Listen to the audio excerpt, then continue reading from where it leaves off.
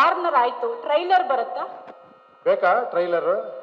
Trailer teaser ಬೇಡ ಅಂತಾನೆ Warner ಬಿಟ್ಟಿರೋದು. Sir sir ನಿನ್ನೆ ಸುದೀಪ್ ಸರ್ ಒಂದು ಮಾತನ್ನ ಹೇಳಿದ್ರು, 25ಕ್ಕೆ ಅವ್ರು ಬರ್ತಾ ಇದ್ದಾರೆ ಮ್ಯಾಕ್ಸಲ್ಲಿ. 5 ದಿನ ಮುಂಚೆ ನಮ್ಮ ಗುರುಗಳು ಬರ್ತಾರೆ, ಆಮೇಲೆ ನಾನು ಶಿಷ್ಯ ಬರ್ತೀನಿ ಅಂತಂದ್ರು. ನಿಮ್ಗೆ ಏನು ಅನ್ಸುತ್ತೆ ಸರ್? ಅವ್ರು ಹೇಳಿದ್ರ ಮೇಲೆ ಇನ್ನೇ ನಾನೇನ್ ಮಾತಾಡೋದಿದೆ, ಅವರೇ ಮಾತಾಡ್ಬಿಟ್ಟಿದ್ದಾರೆ ಎಲ್ಲ ನಿಮಗೆ. ಸರ್ ಹಾ ನಮಸ್ಕಾರ. ಕೇಳ್ಬೋದಾ ಸರ್? ಹಾ ಖಂಡಿತ ಅಮ್ಮ. Sir first of all really a nice warner sir, it's a good one. Oh thank you ಅಮ್ಮ, ಥ್ಯಾಂಕ್ ಯು. ಓಕೆ, ಇದು ಇದಲ್ವಾ ನಿಜವಾದ ಇದಂದ್ರೆ? ಅಂದ್ರೆ ಇದು ಬಹಳ ಕೇಳಕ್ ರೇರ್ ಆಕ್ಚುಲಿ. ಯೂಶಲಿ ಕ್ವಶನ್ ಕೇಳೋ ಮೂಡಲ್ಲ ಹೇಳ್ತಾರೆ. ಫಸ್ಟ್ ನೀವು ಅಪ್ರಿಷಿಯೇಟ್ ಮಾಡಿದೀರಾ, ಅವರು ಅಪ್ರಿಷಿಯೇಟ್ ಮಾಡಿದ್ದಾರೆ, ಅದಕ್ಕೆ ತುಂಬಾ ಥ್ಯಾಂಕ್ಸ್. ನಿಮಗ್ ಥ್ಯಾಂಕ್ಸ್ ಹೇಳ್ಬೇಕು. ಅಲ್ಲ ಸರ್, ಎಲ್ಲೋ ಒಂದು ಇಂಟರ್ವ್ಯೂ ಹಿಂಗೆ ಮಾತಾಡ್ತಾ ತಮಾಷೆಗೆ ಒಂದ್ ಕಡೆ ಎಲ್ಲ ಒಂದು 5 ವರ್ಷದ ಹಿಂದೆ ಒಬ್ಬ ಪ್ರೆಸ್ ಅವ್ರು ನನ್ನ ಕೇಳ್ತಾರೆ, ಸರ್ ನಾವು ಪ್ರೆಸ್ ಅವರು, ನಾವು ಸಾಮಾನ್ಯ ಜನರಲ್ಲ, ನಮಗೊಂದು ಲಿಮಿಟೇಷನ್ ಇರುತ್ತೆ ಅಂದಾಗ ನಾನು ಅವ್ರಿಗೆ ಹೇಳಿದ್ದೀನಿ, ನೀವು ನಿಜವಾದ ಪ್ರಜೆ ಆದಾಗ ನಿಜವಾದ ಪ್ರೆಸ್ ಆಗ್ತೀರಾ, ಪ್ರೆಸ್ ಅವ್ರು ಆಗ್ತೀರಾ, ನೀವು ಪತ್ರಕರ್ತರಾಗ್ತೀರಾ ಅಂತ. ಸೊ ಈಗೀಗ ನಿಜವಾದ ಪ್ರಜೆಗಳಾಗ್ತಾ ಇದ್ರೆ ನೀವು ತುಂಬಾ ಖುಷಿ ಅನಿಸ್ತಾ ಇದೆ. Sir we are all talking from audience point of view only sir. Thank you. Okay, ಒಂದು ಸರ್ ನಾವು ಒಂದು ನೋಡಿದ್ದು, ನೀವು ಸ್ಟಾರ್ಟಿಂಗ್ ಮುಹೂರ್ತದ ಟೈಮಲ್ಲೆಲ್ಲ ನಾಮ ಹಾಕೊಂಡು ಬರ್ತಾ ಇದ್ರಿ, ಆ ಸಿಗ್ನೇಚರ್ ಸ್ಟೈಲೇ ಹೊಟ್ಟೋಗ್ಬಿಟ್ಟಿದೆ ನಿಮ್ಮ ಮಕ್ಕಳಿಂದ. So are you ready to, ಅಂದ್ರೆ ಆಡಿಯನ್ಸ್ಗೆ ನಾಮ ಹಾಕಕ್ಕೆ ರೆಡಿ ಆಗಿದ್ದೀರಾ ಅಂತ ಒಂದು ನೋಡ್ಕೊಳ್ಳಿ. ಕನ್ನಡಿಲಿ ನೋಡ್ಕೊಂಡ್ ಬಂದಿಲ್ವ ನೀವು? Okay, coming to Warner, actually ಒಂದೇನಂದ್ರೆ ಇಲ್ಲೆಲ್ಲೋ it mirrors the present system, the government. ನೀವು ಈ ಥರನೇ ಗವರ್ಮೆಂಟ್ ಮುಂದುವರೆದ್ರೆ ನಿಮಗೆ ಬಾಳೆಹಣ್ಣು ಖರೀದಿ ಮಾಡೋಕ್ಕೂ ಕಾಸಿರಲ್ಲ, ಕೈಗೆ ಚಿಪ್ ಸಿಗುತ್ತೆ ಅಂತ ಏನೋ ಹೇಳಕ್ ಹೊರಟಿದ್ದೀರಾ ಅಂತ ಸಿಂಪಲ್ ಆಗಿ ಹೇಳಕ್ಕೆ. Is this the bottom line of this UI? ನೀವೇ ಹೇಳ್ಬಿಟ್ರಲ್ಲ ಬಾಟಮ್ ಲೈನ್. ಅಲ್ಲ, I am just asking you sir, because that shows like. ಹೇಳಿ, ನಾನು ಏನ್ ಅನ್ಸುತ್ತೋ ತೋರಿಸಿದೀನಿ, ಇನ್ನು ಅದ್ರ ಬಗ್ಗೆ ನೀವ್ ಹೇಳ್ಬೇಕಲ್ವಾ? ಈಗ ನಾನು ಮತ್ತೆ ಹೌದೌದು ಅಂದ್ರೆ ಹೆಂಗಿರುತ್ತೆ? ಪದೇ ಪದೇ ನಾವೇ ಹೇಳ್ತಾ ಇದೀವಿ ಸರ್, ನಿಮ್ಮಿಂದ ತಿಳ್ಕೊಳ್ಳೋದು ನಿಮ್ಗೆ ಏನ್ ಅನಿಸಿಕೆ? Because are you okay as an audience, if we ask you this question ಏನಂತ ನೀವು ಹೇಳ್ತೀರಾ? ಇದು ದ ಕೈಂಡ್ ಆಫ್, ಅಂದ್ರೆ ಮುಂದೆ like inflation, COVID, whatever system, ಏನಂದ್ರೆ ಅಲ್ಲಿ ಎಲ್ಲಾರು men go to the mass ಅಂತ ನೀವು ಎಲ್ಲಾದ್ರೂ ಮಾಸ್ ಕಳಿಸ್ತಾ ಇದ್ದೀರಾ ಅಂತ ಅಲ್ಲಿ ಹೇಳ್ತಾ ಇದ್ದೀರಾ. ಬಟ್ ಇಲ್ಲಿ ಫ್ಯೂಚರಿಸ್ಟಿಕ್ ನೋಡಿದ್ರೆ ಬಾಳೆಹಣ್ಣು ತಗೊಳಕ್ಕೂ ಕಾಸಿರಲ್ಲ ಅಂತ ಒಂದು ಸಿಂಬಾಲಿಕ್ ಆಗಿ ಹೇಳಿದಿರಾ. So we are asking, is this the you targeting, eye opener for the present current system ಅಂತ? ಇಲ್ಲ, ಅದು ಕೇಳಿ, ಟ್ವಿಸ್ಟ್ ಈಗಲೇ ಹೇಳ್ಬಿಟ್ರೆ ಏನಿರುತ್ತೆ, ನೀವು ಥಿಯೇಟರ್ ನೋಡಿದಾಗ ಇನ್ನೊಂದು ಟ್ವಿಸ್ಟ್ ಇರುತ್ತೆ. ಈಗ ಇದೇ ಸಿನಿಮಾ ಅನ್ಕೊಂತೀರಾ, ಫಸ್ಟ್ ಒಂದು ಬಂದಾಗ ಅದೇ ಸಿನಿಮಾ ಅನ್ಕೊಂಡ್ರಿ, ಆ ಥರ ಅಲ್ವಾ? ಆ ಒಂದು ಥ್ರಿಲ್ ನಾನು ಕಳೆಯಕ್ಕೆ ಇಷ್ಟಪಡಲ್ಲ, ಇಲ್ಲೇ ಹೇಳ್ಬಿಟ್ಟು. Okay sir. ಉಪ್ಪಿ ಸರ್ ನಮಸ್ತೆ. ಇಲ್ಲಿ ಕಾರ್ತಿಕ್, ಪ್ರಜಾ ಟಿವಿಯಿಂದ. ನಮಸ್ಕಾರ ಸರ್. ವಾರ್ನರ್ ಬಹಳ ಪ್ರಸ್ತುತವಾಗಿದೆ, ತೆರೆ ಮೇಲೆ ಒಂದಷ್ಟು ಸಮಸ್ಯೆಗಳು ಕಾಣಿಸುತ್ತೆ. ಆ ವಾರ್ನರ್ ಬರೋದಕ್ಕಿಂತ ಮುಂಚೆ ವಿಶ್ವದ ಜನಸಂಖ್ಯೆ 8 ಬಿಲಿಯನ್ ದಾಟ್ತಾ ಇದೀವಿ. ನಿಮಗೆ ಒಬ್ಬ ಮನುಷ್ಯನಾಗಿ ಹೇಳಿ ಸರ್, ಆ ಸಮಸ್ಯೆಗಳೆಲ್ಲವೂ ಕೂಡ ಆ ಸಮಯಕ್ಕೆ ಬಗೆಹರಿಯುತ್ತಾ? ನಮ್ಮನ್ನ ನಾವು ಕೇಳ್ಕೊಬೇಕು ಎಲ್ರು. ಇದು ಎಲ್ಲಿವರೆಗೂ ಹೋಗಲ್ವೋ, ನೀವ್ ಹೇಳಿ, ನೀವು ಮಾಡಿ, ನೀವು ನೋಡಿ ಅನ್ನೋವರೆಗೂ ಈ ಸಮಸ್ಯೆಗೆ ಪರಿಹಾರ ಸಿಗಲ್ಲ. ಯು ಅಂಡ್ ಐ ಸೇರಿದ್ರೆ ಮಾತ್ರ ಈ ಸಮಸ್ಯೆಗೆ ಪರಿಹಾರ ಸಿಗುತ್ತೆ. ಸರ್ ನಮಸ್ತೆ. ಈಗ ಪ್ರಮುಖವಾಗಿ ಏನಂತಂದ್ರೆ, ನೀವು ಒಂದೇ ಒಂದು ಡೈಲಾಗ್ ಹೇಳಿದ್ರಿ. ಸಹಜವಾಗಿ ಉಪ್ಪಿ ಸರ್ ಸಿನಿಮಾ ಅಂದಾಗ ಡೈಲಾಗ್ಗಳಿಗೂ ಒಂದು ಮಹತ್ವ ಇರುತ್ತೆ. ಒಂದು ಡೈಲಾಗಲ್ಲಿ ಇಡೀ ಸಿನಿಮಾನ ಅರ್ಥ ಮಾಡಿಸುವಂತ ಪ್ರಯತ್ನ ಆಗಿದೆ ಅಂತ ಹೇಳ್ಬೋದು ಸರ್. ಈ ಧಿಕ್ಕಾರಕ್ಕಿಂತ ಅಧಿಕಾರ ಮುಖ್ಯ ಅನ್ನುವಂಥದ್ದು. ಈ ಪವರ್ ಸಿಸ್ಟಮ್ನ ಉಪ್ಪಿ ಸರ್ ಪರ್ಸನಲ್ ಲೈಫಲ್ಲಿ ಎಷ್ಟು ಬಿಲೀವ್ ಮಾಡ್ತಾರೆ? ಯಾಕಂತಂದ್ರೆ ನೀವು ಒಬ್ಬ ರಾಜಕಾರಣಿಯ ವಿಂಗಲ್ಲೂ ಕೂಡ ಯೋಚನೆ ಮಾಡ್ತೀರಿ, ಸೋಷಿಯಲ್ ಲೈಫ್ ವಿಚಾರವಾಗಿನೂ ನೀವಂದ್ರೆ ಒಂದಿಷ್ಟು ವಿಚಾರಗಳನ್ನ ಪ್ರಸ್ತಾಪ ಮಾಡ್ತಾ ಇರ್ತೀರಿ. ಸೊ ಈ ಸಾಧ್ಯತೆಗಳು, ಅಂದ್ರೆ ನೀವು ತೋರಿಸುವಂತ ಸಿನಿಮಾ ಸಾಧ್ಯತೆಗಳು ಜನರಿಗೆ ಎಲ್ಲ ಅರ್ಥ ಆಗಿ ಬದಲಾಗುವಂತಹದ್ದಾದ್ರೆ ನಿಮ್ಮ ಹಿಂದಿನ ಸಿನಿಮಾಗಳು ಕೂಡ ಸಾಕಷ್ಟು ಸಂದೇಶವನ್ನು ಕೊಡುತ್ತೆ. UI ಪರ್ಟಿಕ್ಯುಲರ್ ಆಗಿ ಅದಕ್ಕೆ ಎಷ್ಟು ಸ್ಫೂರ್ತಿ ಆಗ್ಬೋದು ಅನ್ನುವಂಥದ್ದು ಸರ್?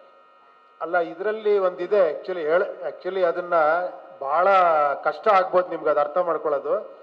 ಬಟ್ ಅರ್ಥ ಮಾಡ್ಕೊಂಬಿಟ್ರೆ ಮಾತ್ರ ನೀವು ನಿಜವಾಗ್ಲೂ ಎಕ್ಸ್ಟ್ರಾಂಡ್ರಿ ಆಗ್ಬಿಡ್ತೀರಾ. ಫುಲ್ ಪಿಕ್ಚರ್ ಹಂಗಿರಲ್ಲ. ಫುಲ್ ಪಿಕ್ಚರ್ ಬೇರೆ ಥರನೇ ಇರುತ್ತೆ, ನಿಮ್ಗೆಲ್ಲ ಮಜಾ ಸಿಗುತ್ತೆ, ಎಲ್ಲ ರೀತಿನೂ ಇರುತ್ತೆ. ಬಟ್ ಒಂದು ಎಲಿಮೆಂಟ್ ಇದೆ, ಅದು ಬಹಳ ಕಷ್ಟ ಅರ್ಥ ಆಗೋದು.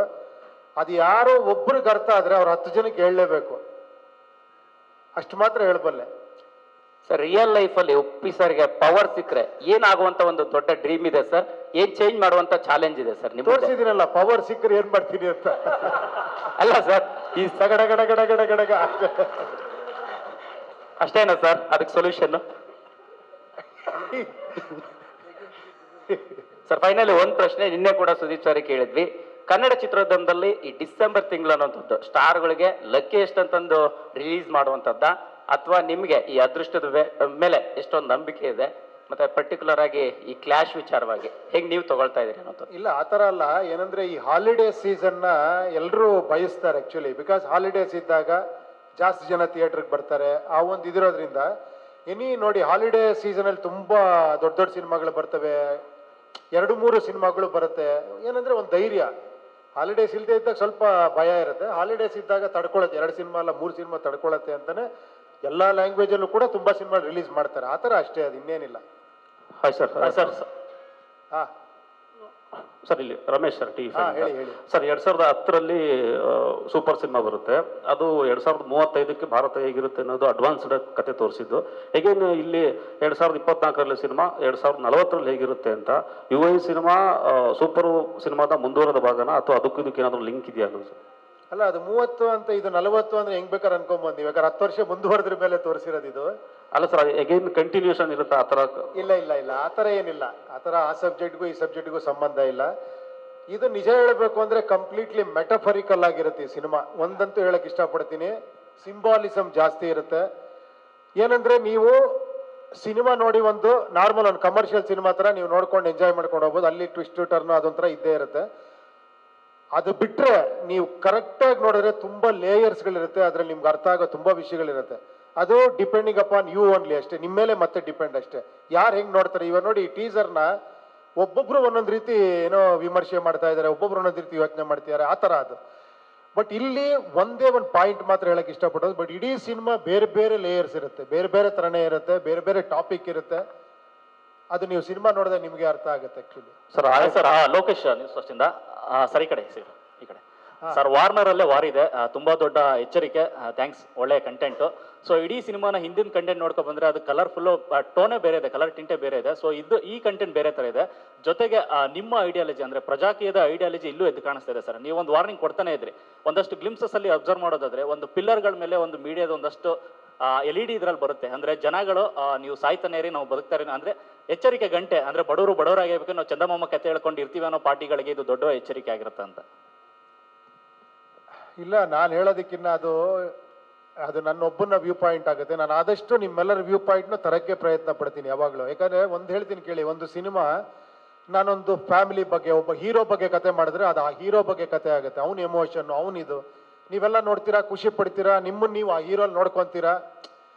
ಯಾರೋ ಒಬ್ರಿಗೆ ಏನೋ ಪ್ರಾಬ್ಲಮ್ ಆಗ್ತಾರೆ, ಒಬ್ಬ ಹೀರೋ ಎದ್ದು ಬಂದರೆ ಫುಲ್ ಖುಷಿಯಾಗಿ ವಿಸಿಲ್ ಹೊಡಿತೀರಾ, ಹೀರೋಗಳನ್ನ ಸೃಷ್ಟಿ ಮಾಡ್ತಾನೆ ಇರ್ತೀರಾ.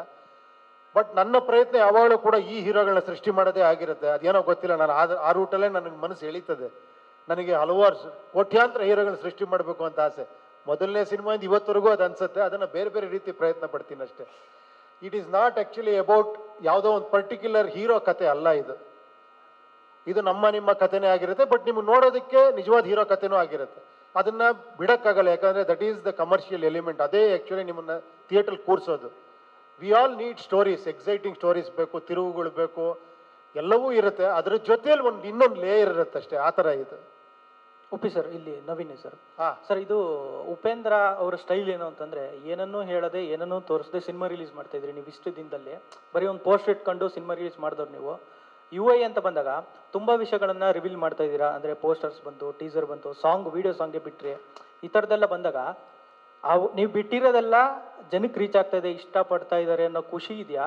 ತುಂಬ ವಿಷಯಗಳನ್ನು ಹೇಳ್ತಾ ಇದ್ದೀನಾ ಅನ್ನೋ ಬೇಜಾರಿದೆ ನಿಮಗೆ? ಇಲ್ಲ, ಅದು ಒಂದು ವೈಯಕ್ತಿಕ. ಬಟ್ ಈಗ ಪರಿಸ್ಥಿತಿ ಬೇರೆ ಚೇಂಜ್ ಆಗಿದೆ. ಇದಕ್ಕೆ ನನಗೆ ಶ್ರೀಕಾಂತ್ಗೆ, ನನಗೆ ನವೀನ್ಗೆ, ನನಗೆ ಮನೋಹರ್ ತುಂಬ ಕ್ಲಾಶ್ಗಳಾಗೋಗ್ಬಿಟ್ಟಿದೆ.